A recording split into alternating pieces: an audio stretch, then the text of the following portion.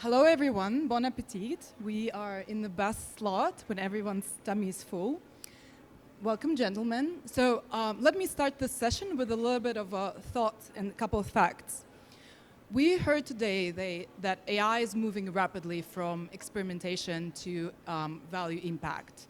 While some companies actively adopting AI, the research shows only less than 20% of solutions go beyond the pilot. And while we are in the region that's really one of the ahead in terms of implementation, when the researchers ask the companies what are the biggest hurdles, what they said is 89% sees the data, and over 70% sees the biggest hurdle is talent upskilling. And we heard a lot about solutions today, and this session we will focus on next layer of conversation. How are we upskilling the talent? How are we bringing it to implementation and successful implementation? And hopefully raising from 20% of pilot to much significant number. Okay, let me start, Abhishek, with you. My first question, where is AI currently delivering the most tangible outcomes in your supply chain? And what are the solutions that work? So let me start with a brief introduction first. So I have got a chance to work with one of the major retailers around the world. Starting from grocery is Tesco, Walmart in US, Target, also in India, Reliance. And we have in Southeast Asia, Dairy Farm International. Also got a chance to work with Carrefour as well. So worked in the grocery side. On sports side, got a chance to work with Nike, Adidas, Vans, Timberland, and Columbia. And on the beauty and healthcare and the fashion, we have Bath & Body Works, we have Victoria's Secret, and we have Rituals, and we are in F&B, we have Godiva, Ledrack, so confectionery as well. So having worked with end-to-end retail formats, from hypermarket to supermarket to the beauty to the travel retail, I can tell you that let's divide this into three sections. So one is called strategy and planning under supply chain. Second is operations, which is day-to-day operations. And third is the project execution in terms of managing the P&L, the entire profit and loss. So if we consider the strategy and planning, the AI contribution as of today is giving the answers on what you have done in past, right? The past data, what you have. So for example, you want to have a chatbot like a CRM tool, which is customer facing, right? Can give an answers, or point of sales have been matched with AI in terms of telling you when the stocks are going out of stock, right? You have robotics running in Japanese stores, which are reading the shelves and telling you whether the planograms have been implemented or not, right? So the strategy and planning, the data points have already started flowing in. 20% of strategy and planning are already built in AI as of today, 20%, right? The 80% is the consulting jobs, like either the in-house consulting or the big four firms or the other firms which are helping the retailers to grow. Now, let's come to the operation side. So operation side, if you take the warehousing and logistics portion, warehousing definitely up to the picking you can see, we have automation from storage to picking, but packing not yet. That's the most complex job. So if I was talking to a couple of booths as well, like what do you think about the packing? So packing automation you see is only on the cardboard side, but not the QC. The QC is not happening yet. And that's where the customer returns and other damages and other problems are happening. So the operations side, we have a lot to go, lot to do. We have achieved a lot, which is automation, the B2C side. But when you come to the omni-channel side, all the solutions will have multiple problems, right? For example, if you talk about a sorter solution in a warehouse or put to light combining together, B2C you can do, but B2B is not yet so equipped because the parcel size, the boxes size is too heavy. And it's too much of quantity. So it's not easy to manage those kind of quantity. Now the last part is on the execution of the P&L, like cost effectiveness. If I talk about the multiple solutions here, everyone will talk about efficiency and cost reduction. What about the sales? How do you do the sales? How do you increase the sales? That is where AI has still not come up with right answer, right solution. The biggest touch point, what has come AI? In the store side, where AI is taking the feedback from the customers' data, like how customers are doing shopping in your stores. They're looking at your faces. They're looking at what is the heat map in the around. But again, they're not making the decisions. They can only say in the solution like what could be the right promotion price or what assortment you carry, but that's not increasing the sales yet. It is only improving the efficiency of the people. So how to get to the sales, how to improve the forecasting in terms of our actual versus the numbers what is bought from the market, especially the buying team, I think that is still a long way to go. So these three scenarios from strategy planning, operations, and the P&L management. Operation, AI taken a bigger stride. Strategy planning, good start. On the sales side, P&L, still long to go. Thank you. That's really, really great. I think my follow-up question, and Amit, please, maybe to you also, you already described the complexity, right, that we're facing as supply chain and all the areas. When we look at adoption journeys and adding to that, and also the organizational transformation needed for that, what's your take on this? Where are we now? Sure. So, yeah. So taking cue from what he was talking about. So there are two portions. One is decision making, one is execution. So yes, decision making AI is helping a lot, but the new wave which is starting is execution. Actually, execution is getting a lot of help. Like he was talking about demand planning, forecasting and all that. So actually now there are amazing models which are there, and companies like our company, we are using a lot of demand planning where it's completely automated rather than planner doing a demand planning. Now the system itself does demand planning, and it actually helps us in sale where our common metrics like FCA, FCB, we have done some study where even in many cases AI is doing better FCA, better forecasting, which is helping us to make sure our products are there on the shelf and improving on our sales. So these are the new things which are coming, and hopefully industries will start using it. And again, there are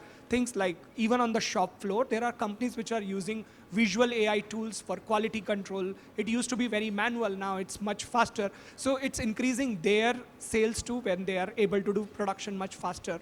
So there are multiple layers of decision making which used to happen, have been now automated, and now execution is happening. And yes, when execution happens, the beauty of AI where people need to, or supply chain professionals like us, need to intervene is providing the guardrails. If you let AI do whatever execution it wants to do, of course there can be unintended behavior, but the beauty lies in making the right optimization decisions, putting the right guardrails. If you do that, then AI can do the job and you can come out of those repetitive jobs and all those things can be done.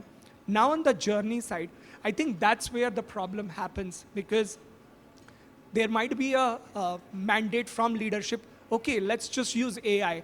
But then the question is not clear, as he was talking about, whether it's impacting my sales or it is impacting my cost, and what do I want to do? Is there a measurable thing that I want to do? Unless that measurable thing is not identified, just jumping into AI and doing doesn't help. So it's a hybrid approach, I would say. It needs to be with small thing that you start iterating fast, but when you deploy it, it has to be conscious deployment and not just do it for the sake of AI. It has to be very conscious. And the biggest problem that teams face is black box, because sometimes when you are as a leader, AI feels like a black box that, yes, it's telling me, but I don't know why AI is telling me that way. So unless you don't build that explainability in AI, whatever solution that you are using, the implementation becomes difficult. So at our workplace, we always make sure that whenever we are using AI, there is some explanation behind it, because for some decisions, you need to understand why AI is thinking that way. Unless you do that, it becomes a very difficult journey. So I was walking on the floor and talking to different vendors here, and I think from my perspective, coming from a bit different industry, it's already an incredible solutions out there. So what I want to go jump back to the core of our panel and the question, human capability and leadership. What do you feel, where we are right now, what's the biggest opportunity for people working in the industry across all different roles? And what are the biggest fears and hurdles you've seen? And I would love both of you to answer, I think, because two perspectives. And Amit, maybe we'll start with you. So I think very simple thing, and I was talking to her before our session, the basic thing that everybody needs to understand is prompt engineering. I know it sounds very basic, but actually the beauty lies there, because at the end of the day, there are such amazing solutions which are there in the market. The idea is how do you even interact with them? How do you even put all the guardrails around it? I think that's where the mindset shift is needed, where how you are thinking through the solution and doing the right prompt. Yes, solution is good, but unless you don't know what to ask for, how to ask, and how you can iterate your prompts to get a better prompt, it will become difficult. So again, the culture will evolve right directly from the leaders, that leader are kind of doing, they are getting their hands dirty, getting into the room and doing it. And one of the things that I always think about is whenever I have a meeting, I always keep one chair empty in my room and pretend it is AI. And whenever we are taking any decision, we always look at that chair and say, okay, if we have to do with AI, can AI do it in a better way? So that mindset is very, very necessary in today's world, because if we don't think it, we'll come up with our old solution and then try to force fit AI in it. So I think that's very important. It's fantastic. You know, I always believe when I talk to the teams, you should never operate from the place of fear, right? And I've seen across the industries and conversations a lot of people like going back to that involuntarily to that space, like, oh, what if it's, you know, existential for my role? And, you know, it's a kind of place where you get stuck. Abhishek, I would love you to kind of go there, but maybe also add, because we spoke before about the complexity of the region, right? And when we're thinking about humans and upskilling and all the complexity of that we operating in here from, you know, North Asia, South Asia, Southeast Asia, how does it play out? What have you seen? What works? So let's talk about the APAC region first, because since we are in the same region. If you compare from Australia perspective, Hong Kong perspective, Singapore perspective, you can keep them in one cluster. Okay, if you think about Philippines, Indonesia, and Vietnam, you can keep them in one cluster. Malaysia is between the cluster. So why I'm saying let's take these three clusters, because one is adoption of the technology, and one is execution of the technology, right? So adoption will depend on cost, your efficiency, what you require, and of course, the kind of category of the products or the service sector you belong to. So since Amit is from tech industry, easy adoption. Let's talk about retail. So I'll give you one very good example, and I'll tell you why it is so difficult on demand and planning. So I have to buy bananas for my retail supermarket. So I think we had one colleague as well from Fair Price giving us a presentation, right?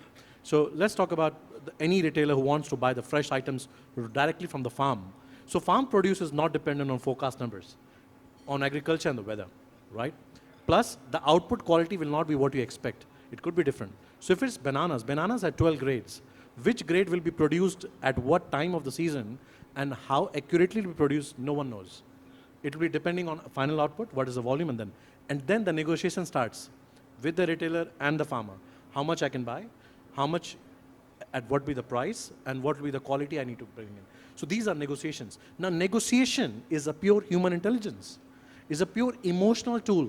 No matter what you forecast, you cannot negotiate with an AI robot. You'll be like, my way or highway, right? So I think that's what we have to understand.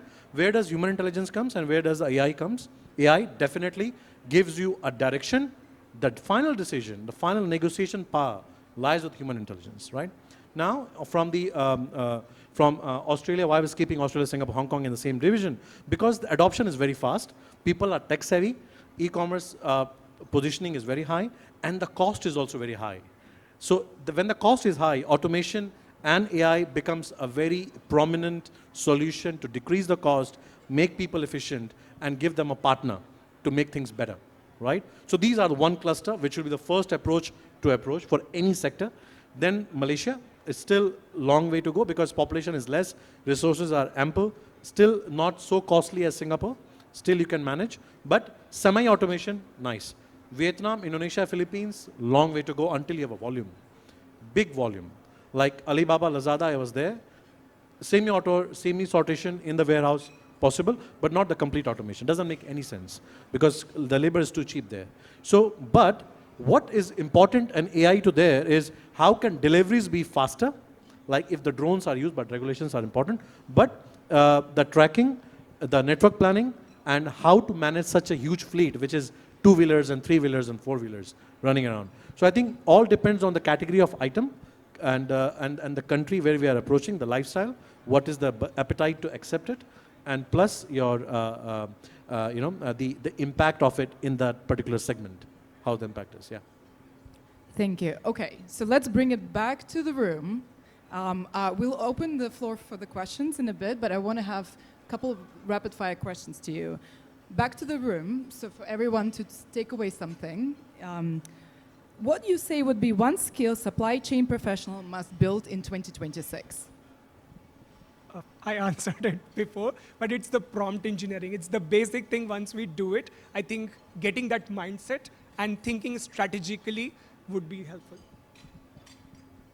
Omni-channel. Sorry? Omni-channel.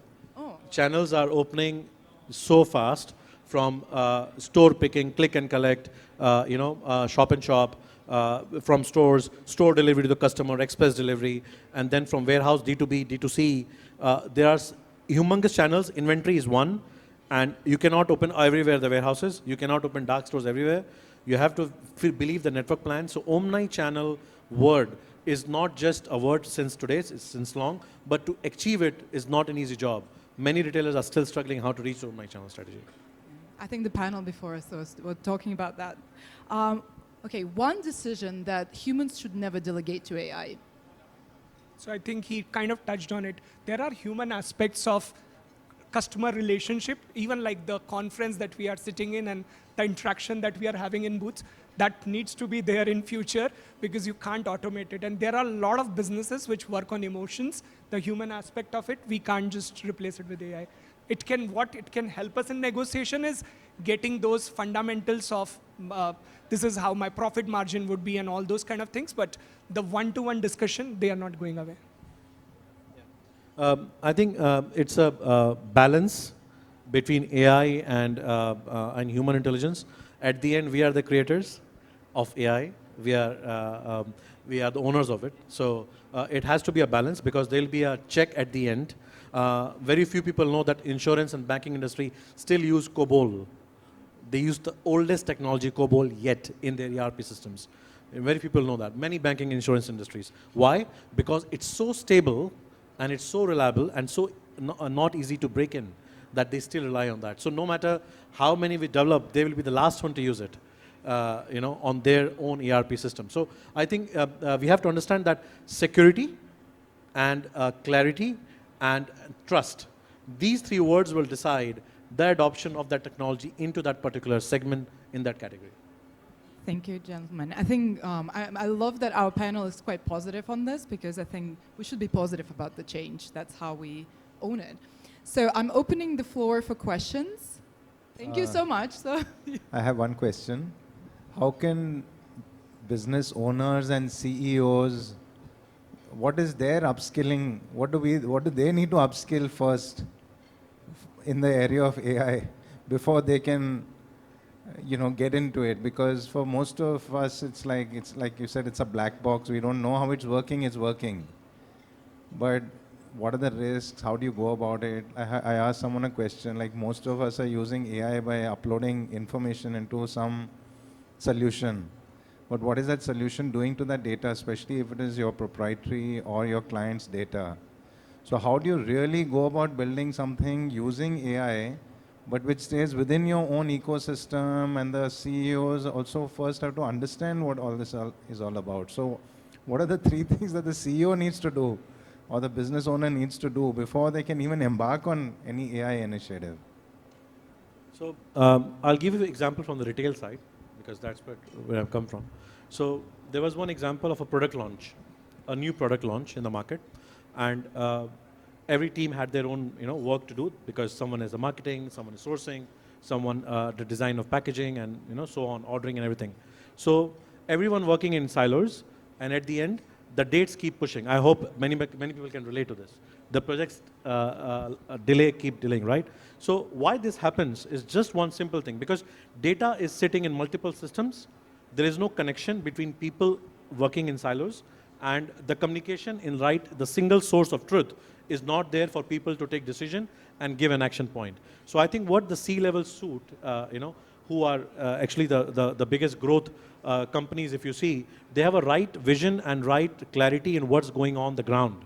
So if the AI can multiply or bring all the data sources into one and bring the clarity and the risks involved in every project, in every decision and every next step, clear summary to the C-level, the decision making will be faster and it will be more narrower, because sometimes it's not the emotions run the decision, it's the data will help you to run the decision. So I think the decision making can be faster. If AI can help with the right summary of the position of the project, with the forecast of what risk is there and what the C-level should be doing an action as a direction, that would be good. I will add also on transformation behavioral side, of course, because we see a lot of CEOs and C-suite talking about it, but sometimes they're not using. And I think, Amit, we spoke with you about actually how, being humble and step into learning curve, right, alongside the teams that you with. It's very powerful. It's very scary sometimes for someone in the high positions in leadership, but it's necessary, right, to make sure it's successful, to make sure the transformation goes from the top through entire organization. No, I think you are right. So what happens is at a senior leadership level, you have so many other priorities, and sometimes you leave it to your SME team or this team, systems team, okay, you guys figure out. But that's where the culture doesn't develop. So we have to be humble as a leader, sit with our team, go through the trainings. There are a lot of basic AI trainings. I actually carve out time with my team every week that for this hour is an AI circle time, and we will just sit and do things on AI. And even build simple solution. Now there are so many amazing language models which are available. So you don't even need to depend on an external vendor in some cases. You can just use the basic subscription and start building even simple apps or simple small solutions within your domain. And once you do that, you will start getting a hang of how AI works, what kind of inputs that we need to give, what kind of outputs I can expect. So once you have the confidence on these small things, that's where once you engage with external providers who are working on technology and bringing sophisticated solution, then you will have the mindset, okay, this is how the entire thing works. Maybe, yes, it's sophisticated, I don't need to get into the details, but you will understand the basic functioning. So the biggest thing is you need to become humble and be a school kid and learn from basics. So no need to be shameful that, okay, I am a leader, should I sit in trainings and all that? In fact, you should sit in all the trainings, and that will create a culture of people to learn and build that culture. Let's do something on, like even simple things should be rewarded in the team. Okay, we have one more question. Thank you very much. Jessica here. My question was pointing into the exact direction of what you just explained. It's about what's the one thing you would prioritize to boost adoption of the most critical tools. So maybe we can just continue the conversation with the next panelist to share your thoughts about this as well. Okay, the adoption part, right? Yes. Okay. How to ensure we have great adoption. And prioritize maybe also what is the most critical tool you would start with, right? If someone just enters it, like you can do many things, but you will get lost if you are not prioritizing. Correct. So it's really this whole notion of like, how do we prioritize the right things and how do we boost adoptions across the teams? Okay, I think I have seen how the adoption have started a journey in a very major retailer of the world, how they started the journey from the AI perspective. So one was everyone can accept that AI is good in data crunching, data analysis, and data recommendation at the end, right? So let's consider that if data is the right source, what is the first thing AI can do for the entire business? Reporting, right? Analysis, and the output, like where the business is going, So if the reporting, analysis, and the growth journey based on the data of the company, on the sales and the cost, what is going on, and the operations data, what they have, if they can use it and they can bring it the first level, I think that's the first adoption from the data perspective. Second is the planning perspective, that can you plan using this now, like the direction what you have given, can you plan? So that generative AI can give us the planning side.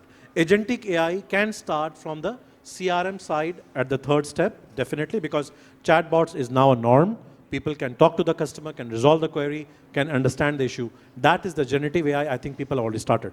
So one is definitely from the data analytics reporting, then the planning field, and then the execution part. But in the planning side, since it requires strategy as well, whether the planning is right or not, I think that is where the complexity starts, because it requires some emotional intelligence as well, intuition as well. As I said, a product launch is not just a data-oriented job. It has much to do with understanding the customer, understanding what the market, understanding the competition, how it's going in the market, understanding the business direction. So there are many EQ components part of that. So that is something yet to be cracked and yet to be seen. But as I said, few parts are already done from the data perspective and customer CRM tool perspective, plus ordering perspective, ERP perspective. These techs are already can be adopted. From planning and the decision making will take time, but slowly I think will come. Perfect. I think we're at the time. Amit, Abhishek, thank you so much. I hope you enjoyed the panel and as much as our audience. And I would volunteer you off the stage for any questions, follow up. If you didn't have a chance to ask, please approach them. Thank you so much for your time Thank and you. attention. Thank you so much.